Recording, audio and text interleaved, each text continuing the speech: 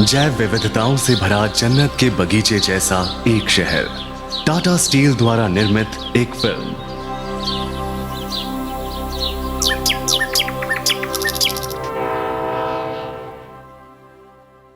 सौ साल पहले स्वर्ण रेखा और खरकई नदियों के संगम के मध्य भाग में भारत के पहले इस्पात संयंत्र की स्थापना के लिए स्थान का चयन किया गया था।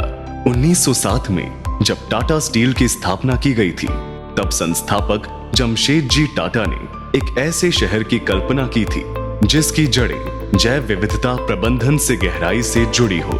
1920 के दशक में सर दोराबजी टाटा ने आने वाले दशकों के लिए जैव विविधता का संरक्षण किया। उनके आमंत्रण पर एक सैनिटरी इंजीनियर FC टेम्पल ने एक योजना बनाई जिसने जमशेदपुर के शहरी ताने बाने में पार्कों और उद्यानों को पिरोने का काम किया। बाद में 1941 में सर विश्वेश्वरैया के परामर्श पर शहर के उत्तर में ढलान वाली पहाड़ियों के बीच डिमना जलाशय नामक एक कृत्रिम झील का निर्माण किया गया, ताकि शहर को पानी का एक ऐसा स्रोत मिल सके जो पूरे साल बिना किसी रुकावट के पानी की आपूर्ति सुनिश्चित कर सके। इस दिशा में प्रारंभिक मोड़ तब आया जब 1958 में टाटा स्टील की स्वर्ण जयंती के उपलक्ष्य में 190 एकड़ भूमि में फैले जुबली पार्क का उद्घाटन किया गया। पूरी सजगता से निर्मित ये पार्क देशी और विदेशी पेड़ों, अर्ध प्राकृतिक उद्यानों से घिरा हुआ और एक मानव निर्मित झील जयंती सरोवर सहित वनस्पतियों से सुसज्जित एक प्राकृतिक और आनंददायक स्थल है जो प्रवासी पक्षियों के लिए एक अनुकूल स्थान है। सरोवर के पास ही टाटा स्टील जूलॉजिकल पार्क विकसित किया गया था। ये भी देशी किस्मों के पेड़ों से भरा पूरा है, जहां तितलियों, छोटे जानवरों और पक्षियों को प्राकृतिक आवास मिलता है। हमेशा से अग्रणी 2016 में टाटा स्टील ने जैव विविधता पर शुद्ध शून्य प्रभाव के लक्ष्य के साथ एक जैव विविधता नीति की शुरुआत की है। यह भारतीय उद्योग में इस तरह की पहली प्रतिबद्धता है।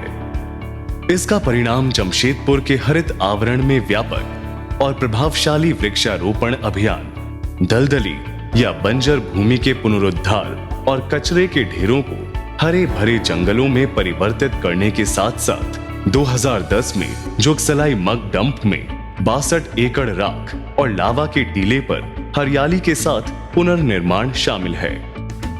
एक और हरा भरा चमत्कार, दलमा व्यू पॉइंट में 1000 से अधिक पौधे, 28,000 लताएं, 5,000 झाड़ियां और 13,000 वर्ग मीटर घास का ग्रीन कवर है जो कभी कचरे का ढेर हुआ करता था।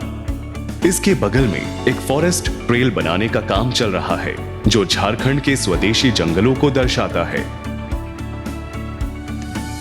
12 में कोल्ड रोलिंग मिल के चारों ओर 15 एकड़ की मानव निर्मित झील है जो कभी दलदली भूमि थी।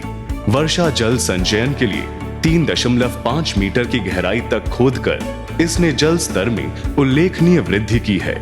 इस जल निकाय को 30 एकड़ तक बढ़ाने के लिए 15 एकड़ और क्षेत्र की खुदाई की जा रही है। हर गुजरते साल के साथ जमशेदपुर विकसित होते शहरीकरण का साक्षी रहा है।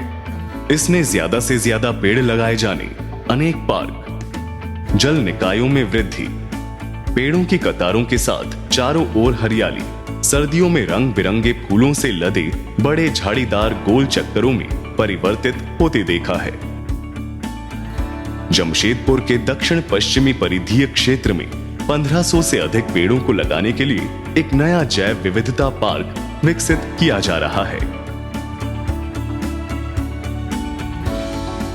सदियों से स्टील वर्क्स में बड़े घने कतार में लगे पेड़ों से घिरे कूलिंग पॉन्ड के तट पर प्रवासी पक्षियों के झुंड आते रहे हैं।